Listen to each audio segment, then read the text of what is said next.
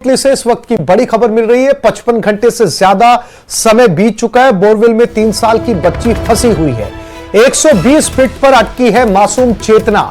प्रशासन का अब बी प्लान पर फोकस है। अब सारा फोकस पाइलिंग मशीन पर है। पाइलिंग मशीन से मासूम का रेस्क्यू करने की कोशिश की जा रही है। 50 फीट से ज्यादा गहराई तक खुदाई की जा चुकी है। उत्तराखंड से रेड माइनर टीम भी बुलाई गई है। रेड माइनर टीम का रेस्क्यू में अहम सहयोग लिया जाएगा। उत्तरकाशी टनल हादसे में टीम ने किया था रेस्क्यू। हाथ से सुरंग खोदने में माहिर है रेड माइनर टीम।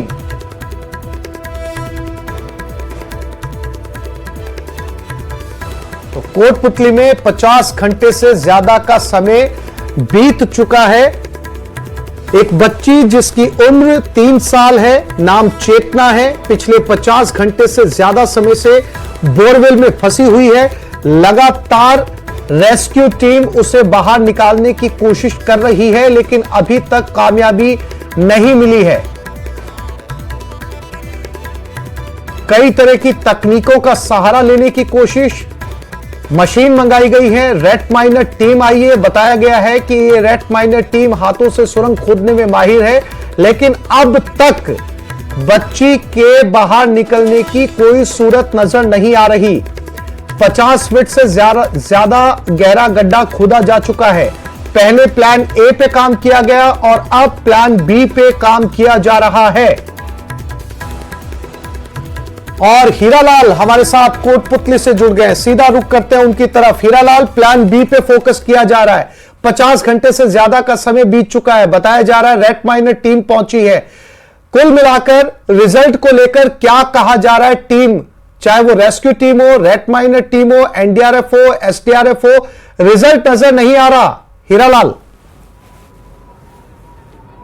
जी बिल्कुल, मैं बताना चाहूंगा कि 50 घंटे से ज्यादा का समय बीत चुका है। अभी भी बालिका बोरवेल में फंसी हुई है। फिलहाल जो प्रशासन की ओर से जो बी प्लान है, जो पाइलिंग मशीन है, उसके जरिए जो खुदाई का कार्य था उस पर लगातार फोकस, अब ज्यादा से ज्यादा फोकस उसी पाइलिंग मशीन जो बी प्लान है उस पर किया जा रहा है। क्योंकि ए प्लान जो एल्बरेंट की जो गड्ढे में डालकर जो बालिका को बाहर निकालने की जो कोशिश थी, जो रेस्क्यू किया जा रहा था, उसको अब थोड़ी देर के लिए स्टैंड बाई मोड पे रख दिया गया है। फिलहाल प्रशासन की ओर से जो बी प्लान है उसको ज्यादा से ज्यादा फोकस किया जा रहा है। 50% से ज्यादा खुदाई अब तक पाइलिंग मशीन से की जा रही है। मैं अपने सहयोगी से कहूंगा कि वो तस्वीरों में दिखाएं कि किस प्रकार से जो पाइलिंग मशीन है वो लगातार इस बोरवेल के पास जो एक गड्ढा खोदा जा रहा है पाइलिंग मशीन के जरिए, करीबन 50% से ज्यादा खुदाई अब तक की जा चुकी है। संभावना यही जताई जा रही है, जिस प्रकार से प्रशासन की कोशिश है, बी प्लान पर जो उनका फोकस जिस तरीके से देखने को मिल रहा है, तो उसे संभावना यही जताई जा रही है कि आज रात को यह रेस्क्यू अभियान है जो कंप्लीट करने की जो उनकी कोशिश है,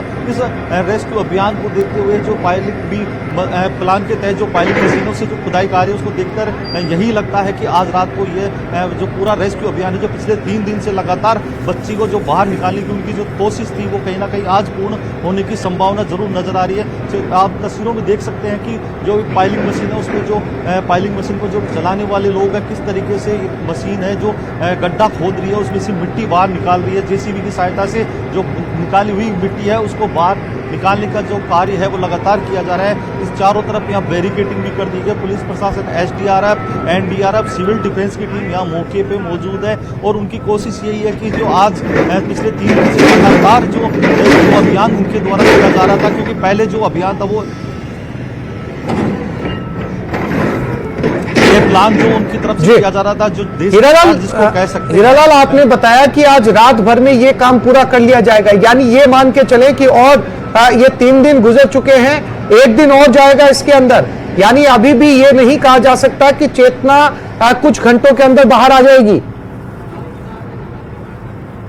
जी मैं बताना चाहूंगा कि जो बी प्लान है, पाइलिंग मशीन से लगातार जो खुदाई का कार्य किया जा रहा है, बताया जा रहा है कि 150 फीट से ज़्यादा की जो खुदाई की जानी है, क्योंकि अभी तो 50% यानी कि कम से कम 70% फीट की गहराई तक अभी खुदाई की गई है। अभी 70 फीट से ज़्यादा की खुदाई होना अभी भी बाकी है। इसके बाद एक हॉरिजेंटल 7 से 8 फीट का एक हॉरिजेंटल होल किया जाएगा। उसमें कम से जो हाथ से जो रेड माइनर टीम यहाँ पहुंची है उत्तराखंड से, उस टीम द्वारा, जो सिविल डिफेंस की टीम है उस टीम के द्वारा जाएगा, हाथों से उस होल की खुदाई की जाएगी तो उसमें कम से कम 4 से 5 घंटे उसमें भी लगेंगे। तो ये कहा जा सकता है कि आज की रात जो ये अभियान है, पूरी रात ये अभियान चलेगा। संभावना ये जताई जा रही है कि सुबह की जो पहली किरण होगी उस किरण के साथ ये रेस्क्यू अभियान कंप्लीट हो। हीरालाल, बच्ची का मूवमेंट नजर आ रहा है, कैमरे काम कर रहे हैं, कैमरे से क्या कुछ डिटेल मिली है रेस्क्यू टीम को? बच्ची की हेल्थ को लेकर कोई अपडेट?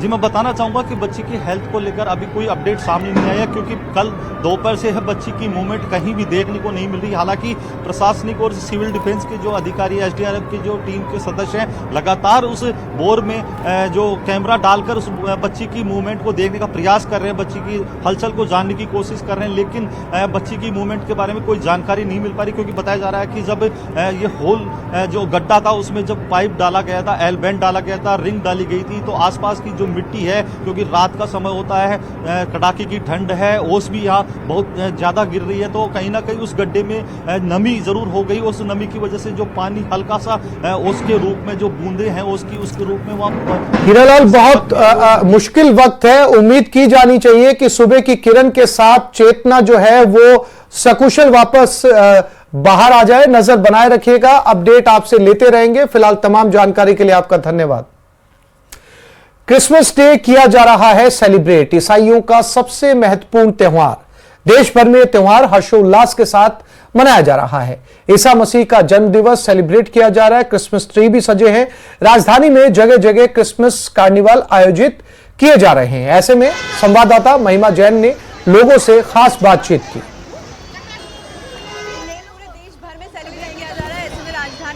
मैं मौजूद हूँ, आज क्रिसमस डे पूरे देश भर में सेलिब्रेट किया जा रहा है। ऐसे में राजधानी में इस वक्त मैं मौजूद हूँ, जहाँ तस्वीरें दिखा रही हूँ कि कैसे क्रिसमस इवनिंग सेलिब्रेट की जा रही है। जगह जगह क्रिसमस ट्री सजकर तैयार हो चुके हैं और आज क्रिसमस इवनिंग बड़े ही हर्षोल्लास के साथ सेलिब्रेट किया जा रहा है। यहाँ मैम से जानना चाहेंगे, मैम कैसे आप सेलिब्रेट कर रही हैं क्रिसमस डे? मैं तो फोटो खिंचाने आई थी, बस एंजॉय करने आई थी। मैंने कहा घर में आज तो अभी एंजॉय करना ही है जी। तो क्रिसमस ट्री के साथ फोटो लिया? हाँ जी, बहुत लिया। और इसको समर्थ है, इसको घुमाने के लिए लाए थे हम। आज क्रिसमस डे कैसे सेलिब्रेट किया आपने? सेंटा ने कोई गिफ्ट दिया आपको? हाँ दिया। क्या गिफ्ट दिया? Story book. Story book gift की है। आपका सेंटा कौन है?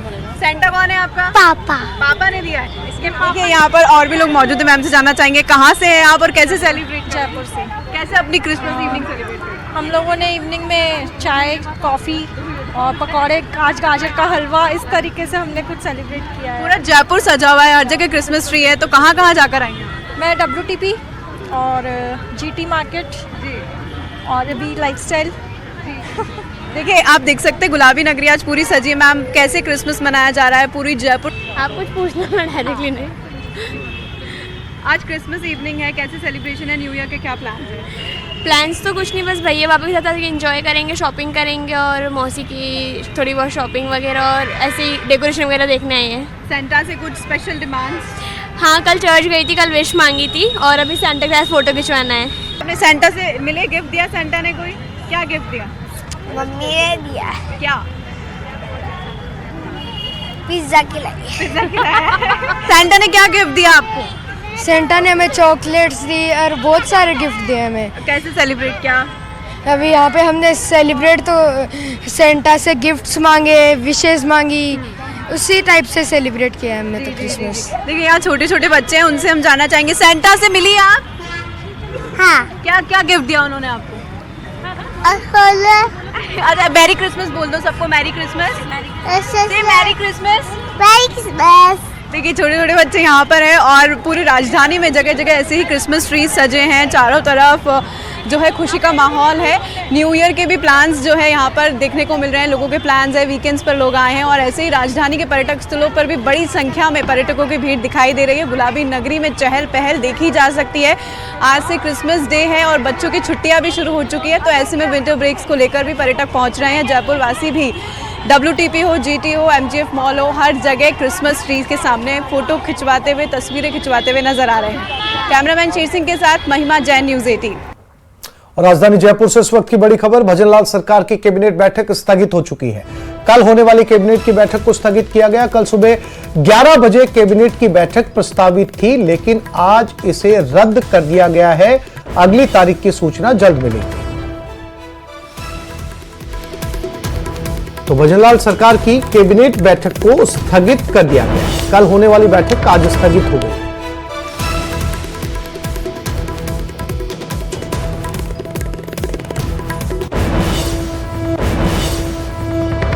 सुजानगढ़ निवासी कानाराम जाखड़ जब 52 साल बाद अपने क्लासमेट रह चुके दोस्त पूर्व मुख्यमंत्री अशोक गहलोत से मिले तो भावुक हो गए। दरअसल कानाराम जाखड़ और अशोक गहलोत 1972 में जोधपुर यूनिवर्सिटी से एक साथ अर्थशास्त्र में एमए की पढ़ाई कर चुके हैं। उसके 52 साल बाद अशोक गहलोत के आवास पर दोनों की मुलाकात हुई तो उन्हें कृष्ण सुदामा की दोस्ती याद आ गई। गहलोत इतने खुश हुए कि अपने दोस्त को अपने हाथों से नाश्ता करवाया। इच्छा थी उनसे मिलने की। यहाँ पर सुजानगढ़ आसपास कई बार आए थे तो हमने मिलने की कोशिश की, लेकिन यहाँ के लोगों ने कहा कि आपको लाइन में लगना पड़ेगा, क्योंकि वही लाइन में तो मेरे से लगना मुश्किल है। तब ऐसे कोई सहयोग शिखर से हुआ हमारे, क्योंकि जैसे आपने सुदामा को कृष्ण से मिलने के लिए बहुत लंबा समय बीता, वैसे ही आपने बिताया, तो वो बहुत खुश हुए इस बात पर। मैंने उनकी बताई कि आपने कहा था कि एक बार कि आप मेरे से कुछ भी मांगोगे तो आप थक जाओगे, मैं देते देते नहीं थकूंगा। तो ये जिले के विषय में उन्होंने कहा तो बहुत अच्छा लगा। हमारे जिले की घोषणा हुई थी बाद में। पिछले कुछ समय से हंसते खिलखिलाते गाते गुनगुनाते नाचते गाते लोगों की मौतों की तस्वीरें सामने आ रही हैं, लेकिन मौत की ऐसी तस्वीर आपने शायद ही पहले कभी देखी होगी जो कोटा से सामने आई है। हम सब रंगमंच की कठपुतलियां हैं जिसकी डोर ऊपर वाले के हाथ में है। कौन कब कहां उठेगा कोई नहीं जानता। अब फ्रेम दर फ्रेम इस तस्वीर को देखिए। पति की रिटायरमेंट पार्टी, सज धज कर पहुंची पत्नी, शुभकामनाएं देते सहयोगी, माला पहनाते ही थम गई सांसें, शॉल ओढ़ाकर सम्मानित किया जा रहा, माला पहनाई जा रही, मोबाइल में विदाई की तस्वीरें कैद की जा रही है, कपल को बुके देकर सम्मानित किया जा रहा है, हंसी के फुहारे छूट रहे हैं। कुल मिलाकर कोटा के इस कमरे में विदाई को यादगार बनाने का हर सामान मौजूद है, लेकिन अगले पल जो होने वाला है उसकी कोई कल्पना भी नहीं कर सकता। मोबाइल में तस्वीरें उतारे जाने के क्रम में महिला की तबीयत बिगड़ती है, वो असहज होती है, दम से कुर्सी पर बैठ जाती है। लोगों को लगा कि खड़े रहने से महिला को चक्कर आया होगा, पानी मांगा जाने लगा। पानी लगना, पानी चक्कर पानी ला दो, पानी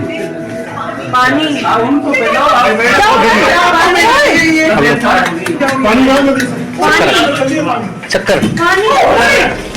लेकिन अगले पल जो हुआ उससे उस कमरे में मौजूद लोग आखिरी सांस तक याद रखेंगे।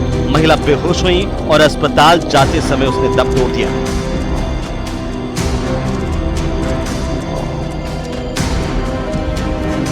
कहने वाले कह सकते हैं कि कमरे में छिपी मौत महिला को उठा ले। जानकारी के मुताबिक महिला के पति सेंट्रल वेयर हाउस में मैनेजर थे।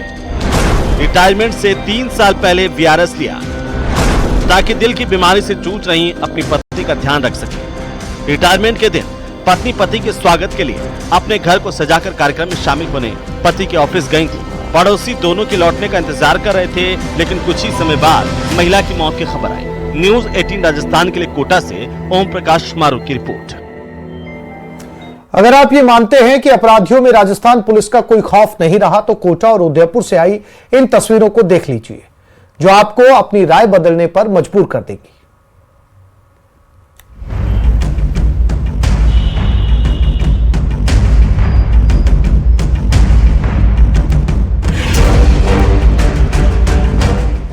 कानून अपनी औकात बताने पर आ जाए तो अच्छों की हालत खराब हो जाती है। ऐसी ही 3 तस्वीरें आपकी टीवी स्क्रीन पर। पहली तस्वीर कोटा की है, जहां पुलिस ने बदमाशों का जुलूस निकाला, तो दूसरी और तीसरी तस्वीर लेक सिटी उदयपुर की है। जुर्म की दुनिया में अपना सिक्का चलाने की हसरत रखने वाले कानून का हल्का प्रहार भी नहीं झेल पाए। देखते ही देखते बेबसी का इश्तिहार बनकर रह गए। आगे आगे पुलिस और पीछे पीछे बदमाश, दोनों की बॉडी लैंग्वेज का फर्क देखिए। सचमुच बदमाश चाहे जितनी अकड़ रखें, कानून का हाथ पड़ते ही सारी अकड़, सारी हेकड़ी हवा हो जाती है। सिर झुकाए इन तीनों अपराधियों को देखकर यकीन करना मुश्किल है कि इन तीनों ने कभी कानून को आंख दिखाने की हिमाकत नहीं की होगी। बहरहाल सुकेत थाना पुलिस ने मारपीट और लूटपाट के आरोप में इन तीनों का जुलूस निकाला। तीनों बदमाशों को पैदल ही चक्कर लगवाए ताकि अपराध की राह पर चलने वाले इस रास्ते का अंजाम देख सके। उदयपुर की गोकुंडा पुलिस ने 3 शातिर चोरों का जुलूस निकाला।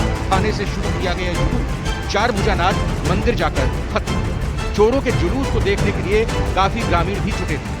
वैसे थानाधिकारी ने इसे मौका तस्दीक की कार्रवाई की। ये मानवाधिकार के पूरे नियमों को ध्यान में रखते हुए जी, क्योंकि गाड़ी ऑफलाइन थी और मौका तस्दीक की कार्रवाई की जानी थी, इसलिए गलियां सकड़ी है काफी, तो उसी आधार पे आज इनको बाजार में से पैदल ही लेके आए। तीनों आरोपियों ने 12 दिन पहले ही मंदिर से रुपयों से भरी दान पेटी चुराई थी। पुलिस के मुताबिक बदमाशों से पूछताछ में और वारदात खुलने की संभावना है। और अब 30 सेकंड के सीसीटीवी फुटेज को देखिए, जिससे खाकी का इकबाल बुलंद हो रहा है। सबसे पहले ब्लू जीन्स और ब्लैक शर्ट में खड़े इस बदहवास शख्स को देखिए। पुलिस रिकॉर्ड में यह हिस्ट्री शीटर के तौर पर दर्ज है। नाम है राहुल गुर्जर। चेहरे पर पसरी लाचारी देखकर यकीन नहीं होता ना कि कल तक ये कानून को जेब में लिए घूमता होगा। ये देखिए कैसे पुलिस के अफसर को देखते ही हिस्ट्री शीटर उसके पांव में गिर पड़ता है। मिली जानकारी के मुताबिक सीआई और team history sheeter Rahul Gurjar को मौका तस्दीक के लिए चित्रकूट नगर स्थित उस होटल में गई थी जहां राहुल ने अपने साथियों के साथ थाईलैंड की युवती को गोली मारी थी। मतलब साफ है, अगर पुलिस चाह ले तो अपराधियों की एक न चलेगी। अपराधियों में खौफ और आमजन में विश्वास कायम होते देर नहीं लगेगी।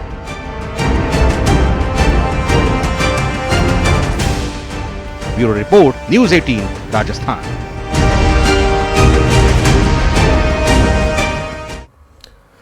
राजधानी जयपुर में साल के आखिरी महीने में भाकरोटा में हुए अग्निकांड में मृतकों का बढ़ता आंकड़ा परेशान कर रहा है। हादसे में अब तक 18 मरीजों की जान जा चुकी है। एसएमएस में भर्ती एक और घायल ने तोड़ा दम। पिछले 24 घंटे में 3 घायल तोड़ चुके हैं दम। अब तक 18 मरीजों की जा चुकी जान। मृतकों का बढ़ता आंकड़ा कर रहा परेशान। डॉक्टर्स तो बोल रहे हैं वो कोशिश कर रहे हैं जहाँ तक उनसे हो रहा है। डॉक्टर नर्सेस सब पूरी तरह से लगे हुए हैं और सब ट्रीटमेंट बराबर है। अभी तो अच्छा है, डॉक्टर बोल रहे अच्छा हो जाएगा। हालात चाहे जितने भी गंभीर क्यों ना हो, लेकिन चमत्कार की उम्मीद तो रहती है। यही उम्मीद जीवन को आकार देती है, मुश्किल वक्त में भी संबल बनाए रखने का साहस देती है। एसएमएस में इंतजार कर रहे कई घायलों के परिजन आश्वस्त हैं कि उनके अपने बिल्कुल ठीक होकर अपने घर लौटेंगे। ईश्वर उनकी उम्मीद पर अपनी कृपा की मोहर लगाएं। लेकिन एक स्याह सच्चाई ये भी है कि भाकरोटा अग्निकांड में मृतकों का आंकड़ा बढ़ता जा रहा है। पिछले 24 घंटे में 3 घायल दम तोड़ चुके हैं। अब तक 18 मरीजों की जान जा चुकी है। तीनों लोग जो थे अभी इनिशियली जैसा कि पता है आपको कि 31 पेशेंट हमारे पास आए थे, उनमें से 3 जो पेशेंट थे वो काफ़ी सिक थे पहले से, जो कंटिन्यूसली 5 पेशेंट सिक चल रहे हैं। उनमें से 3 पेशेंट जो थे उनकी आज नाइट में और मॉर्निंग में डेथ हुई है।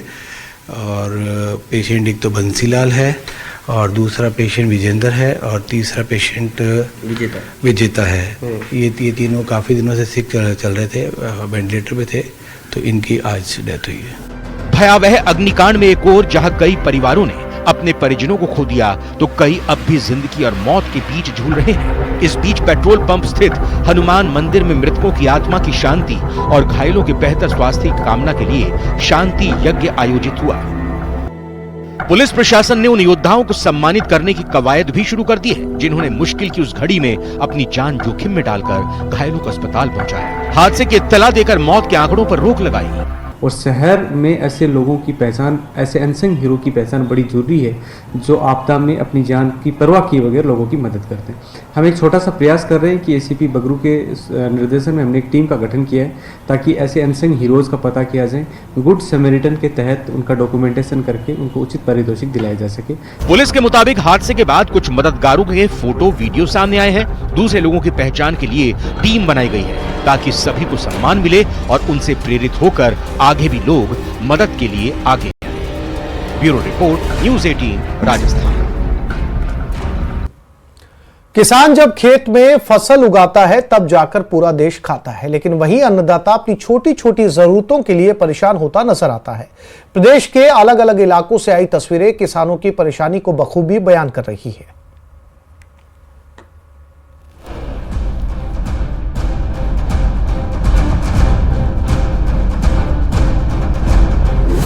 खेतों में खून पसीना बहाने वाले किसान जब परेशान होता है तो प्रदर्शन की राह पर निकलता है, लेकिन उससे पहले वो तब तक सहता है जब तक सह सकता है। मौसम कोई भी हो, किसान के सामने अलग अलग तरह की चुनौतियां होती हैं।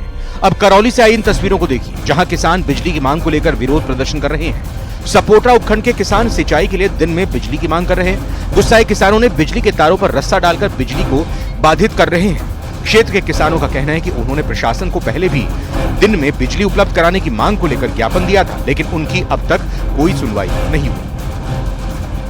हम ये नहीं कहे हम 16 घंटा 12 घंटा लाइट दे, जितनी गवर्नमेंट ने अलाउ कर रखी है बेते ही दे, लेकिन हमारा 2 फीडर चल रहा है शुरू से और आज तक 2 चलता है। तो अभी अब तो दिसंबर का महीना मार के नहीं हेरा फेरी करी है, ये हमको जो बिल्कुल बर्दाश्त नहीं है।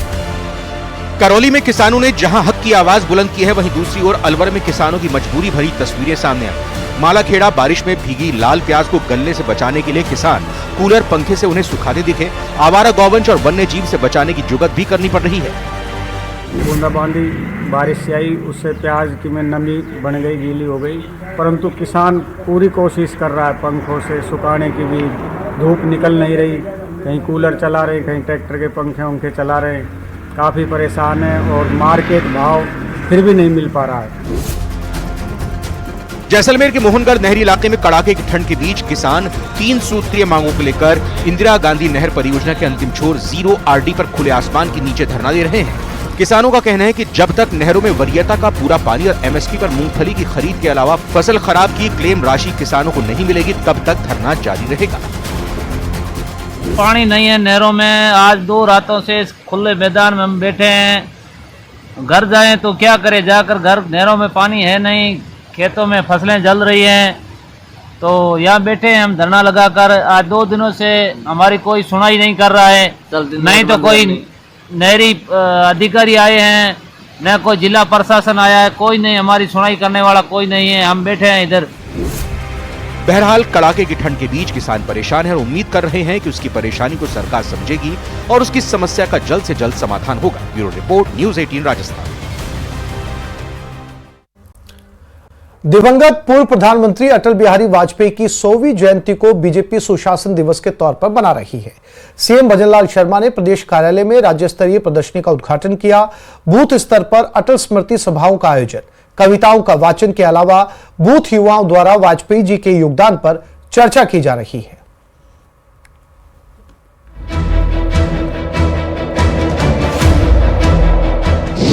अटल बिहारी वाजपेयी की 100वीं जयंती।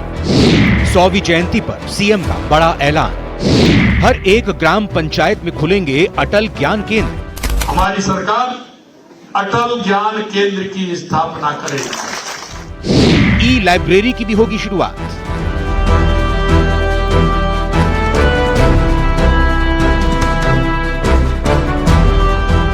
पूर्व प्रधानमंत्री अटल बिहारी वाजपेयी की 100वीं जयंती को बीजेपी सुशासन दिवस के तौर पर मना रही है। इस मौके पर बीजेपी प्रदेश कार्यालय में सीएम भजनलाल शर्मा ने राज्य स्तरीय प्रदर्शनी का उद्घाटन किया।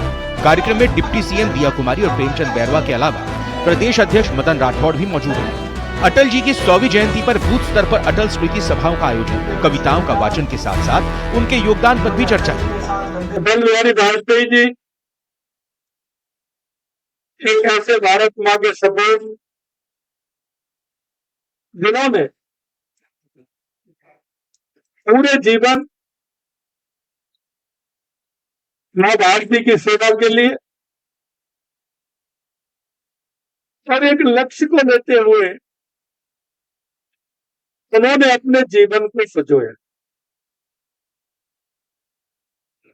उन्होंने हमेशा राष्ट्र हमारा कैसे मजबूत रहे, राष्ट्र की परिकल्पना का आधार बनाने वाले अगर कोई राजनेता थे, उनका नाम अटल बिहारी वाजपेयी। सीएम भजनलाल ने अटल बिहारी वाजपेयी को याद करते कहा कि वो ऐसे नेता थे जिन्हें सत्ता पक्ष और विपक्ष दोनों सुनते थे। अटल बिहारी वाजपेयी जी का व्यक्तित्व समुद्र की तरह गहरा और आकाश की तरह विशाल था। उसको लोकसभा के अंदर बोलते थे, कहीं भी हो उनकी बात को लोग गंभीरता से सुनते थे। उनकी हर बात तर्क संगत होती थी, प्रामाणिकता के आधार पर वो बात कहते थे और लोग चाहे वो प्रेम से भी दल का हो वो विश्वास। सीएम भजनलाल ने पूर्व प्रधानमंत्री अटल जी की 100वीं जयंती पर बड़ा ऐलान भी किया। उन्होंने 500 करोड़ की लागत से प्रत्येक ग्राम पंचायत में अटल ज्ञान केंद्र खोलने का ऐलान किया। साथ ही अटल ज्ञान केंद्र में ई लाइब्रेरी की शुरुआत भी की जाएगी। इसके अलावा ई गवर्नेंस अवार्ड का नाम बदलकर अटल ई गवर्नेंस किया गया। युवाओं को जागरूक करने के साथ प्रशिक्षण सुविधाएं उपलब्ध कराने के लिए प्रत्येक ग्राम पंचायत में हमारी सरकार अटल ज्ञान केंद्र की स्थापना करेगी। ये अटल ज्ञान केंद्र युवाओं को प्रोत्साहित करने तथा सामाजिक विकास में भागीदारी बनाने के लिए प्रत्येक केंद्र पर स्थानीय युवती को अटल प्रेरक के रूप में चयन किया जाएगा। हमारी जो 12,000 पंचायत है उसमें एक अटल प्रेरक के रूप में चयन किया जाएगा। उनको रोजगार देने का भी काम किया जाएगा। ग्रामीण क्षेत्र के युवाओं के स्वयं अध्ययन व प्रतियोगी परीक्षाओं की तैयारी तथा आमजन में पढ़ने की प्रवृत्ति को बढ़ावा देने के लिए अटल ज्ञान केंद्रों पर ई लाइब्रेरी की सुविधा विकसित की जाए।